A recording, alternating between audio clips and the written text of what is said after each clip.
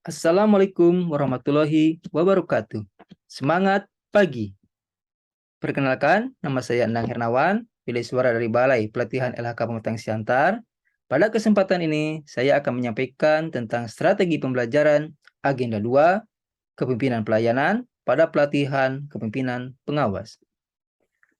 PKP ini dilaksanakan melalui sistem blended learning dengan rincian 905 jam pelajaran dan 104 hari pelatihan. Untuk agenda 2 tersendiri, dilaksanakan sebanyak 56 jam pelajaran dengan rincian 10 JP pembelajaran mandiri, 6 JP sinkronus, 14 JP asinkronus, dan 26 JP klasikal. Untuk mata pelatihan inti agenda 2, terdiri 4 mata pelatihan. Yang pertama, diagnosa organisasi, kemudian berpikir kreatif dan pelayanan, membangun tim efektif di era new normal, dan kepemimpinan dalam pelaksanaan pekerjaan. Untuk pembelajaran agenda 2, terdiri dari self-learning sebanyak 10 JP, distance learning sebanyak 20 JP, dan klasikal sebanyak 26 JP. Self-learning dilaksanakan pada hari ke-4 dan ke-5 dengan rincian hari ke-4 berupa pembelajaran mandiri atau MOOC sebanyak 5 JP, hari ke-5 dilanjutkan pembelajaran mandiri MOOC sebanyak 3 JP, dan pembuatan makalah isu-isu agenda 2 sebanyak 2 JP. Distance learning dilaksanakan pada hari ke-13 dan 14 dengan rincian hari ke-13 pembelajaran sinkronus 2 JP, dan asinkronus 8 JP, sedangkan hari ke-14 sinkronus 4 JP dan asinkronus 6 JP. Untuk klasikal dilaksanakan pada hari ke-29 dan 31, yaitu hari ke-29 sebanyak 9 JP, hari ke-30 sebanyak 12 JP, dan hari ke-31 sebanyak 5 JP. Adapun tujuan pembelajaran agenda 2, yaitu setelah mengikuti pembelajaran ini, peserta mampu mendiagnosa masalah dan menemukan alih gagasan melalui berpikir kreatif dengan memberdayakan dan membangun tim yang didukung komunikasi efektif dalam memimpin pengendalian pelayanan publik. Indikator hasil belajar, yaitu peserta mampu merumuskan diagnosa organisasi, merancang implementasi strategi berpikir kreatif dan inovatif dan pelayanan, membangun tim kerja yang partisipatif dan efektif, serta menerapkan kepemimpinan yang melayani. Adapun desain pembelajaran untuk sinkronus pertama, yaitu pada hari ke-13 sebanyak 2 JP, pembukaan dimulai dengan salam, perkenalan, kemudian menanyakan pengalaman peserta tentang kepemimpinan di lingkungan kerjanya. Untuk penyajian, terdiri dari overview keterkaitan agenda 2 dengan agenda lainnya, yaitu agenda 1, 3, dan 4, kemudian overview agenda 2, khususnya diagnosa, organisasi, dan berpikir kreatif dan pelayanan, kemudian pembekalan tentang diagnosa, organisasi, dan strategi berpikir kreatif atau inovasi untuk peningkatan kinerja pelayanan unit kerja organisasi, serta yang terakhir menjelaskan tugas untuk saat asinkronus berupa tugas individu dan kelompok. Sebagai penutup, membuat kesimpulan bersama, memberikan apresiasi kepada peserta, dan closing statement. Pada hari ke-14, dilaksanakan pembelajaran sinkronus kedua sebanyak 4 JP, dimulai dengan pembukaan berupa salam, kemudian menggali pengalaman peserta dalam penyelesaian tugas individu dan kelompok pada hari pertama.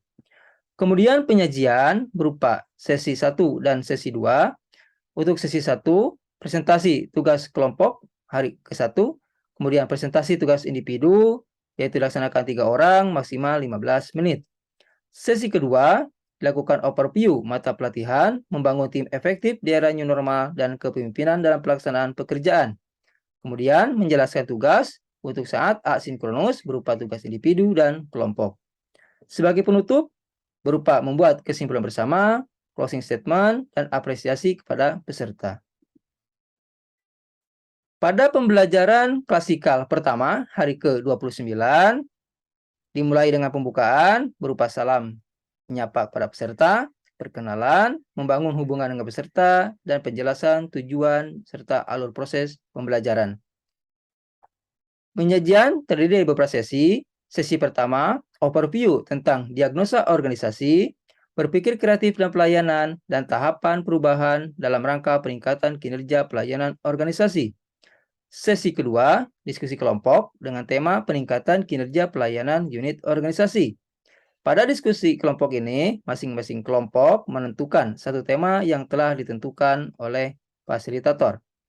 Sesi ketiga, presentasi hasil diskusi dengan output berupa merumuskan masalah kinerja pelayanan unit organisasi, menemukan gagasan kreatif untuk meningkatkan kinerja pelayanan unit organisasi, menerjemahkan gagasan dalam kegiatan, menyusun tahapan dan langkah konkret dalam rangka merealisasikan tujuan peningkatan kinerja pelayanan. Sebagai penutup, membuat kesimpulan bersama, capaian belajar, umpan balik, apresiasi para peserta, dan closing statement. Pada hari ke-30, dilakukan pembelajaran kasih kali yang kedua sebanyak 12 JP, dimulai dengan pembukaan berupa salam dan menyapa peserta, perkenalan, menanyakan pengalaman peserta tentang kepemimpinan lingkungan kerjanya, menjelaskan hasil belajar dan indikatornya, serta stimulasi peserta dengan kata-kata motivasi atau statement quote. Penyajian untuk sesi pertama, overview membangun tim efektif di era new normal yang partisipatif dan efektif serta menjelaskan penerapan kepemimpinan yang melayani dalam rangka meningkatkan pelaksanaan kegiatan pelayanan organisasi. Sesi kedua berupa diskusi kelompok, membangun tim efektif melalui penerapan teknik komunikasi yang efektif dan membuat skema kerjasama dengan stakeholder untuk mewujudkan tujuan peningkatan kinerja pelayanan. Sesi ketiga berupa pemaparan hasil diskusi, membangun tim efektif melalui penerapan teknik komunikasi yang efektif dan membuat skema kerjasama dengan stakeholder untuk mewujudkan tujuan peningkatan kinerja pelayanan. Diskusi kelompok tentang penerapan kepemimpinan dan pelaksanaan pekerjaan di unit kerja organisasi. Untuk sesi keempat, pemaparan hasil diskusi, penerapan kepemimpinan dan pelaksanaan pekerjaan di unit kerja organisasi. Sebagai penutup, membuat kesimpulan bersama, apresiasi pada peserta, dan closing statement. Pada hari ketiga, atau klasikal ketiga, dilaksanakan 5 JP, yaitu pada hari ke-31. Pembukaan dilakukan melalui salam dan apersepsi pertemuan sebelumnya. Penyajian sesi pertama, pemaparan hasil diskusi penerapan kepemimpinan dalam pelaksanaan pekerjaan di unit kerja organisasi, visualisasi kepemimpinan pelayanan melalui pemutaran video. Kemudian sesi kedua, penguatan agenda 2 secara menyeluruh dengan fokus pada pemahaman kepemimpinan pelayanan. Sebagai penutup, menarik kesimpulan, mengapresiasi peserta, pemutaran video motivasi, dan closing statement. Sebagai kata-kata terakhir, kata motivasi, sebelum kamu menjadi seorang pemimpin, kesuksesan adalah mengembangkan diri sendiri. Ketika kamu menjadi seorang pemimpin, kesuksesan adalah tentang menumbuhkan orang lain. Demikian pemaparan kali ini. Saya ucapkan terima kasih atas perhatian Bapak dan Ibu sekalian.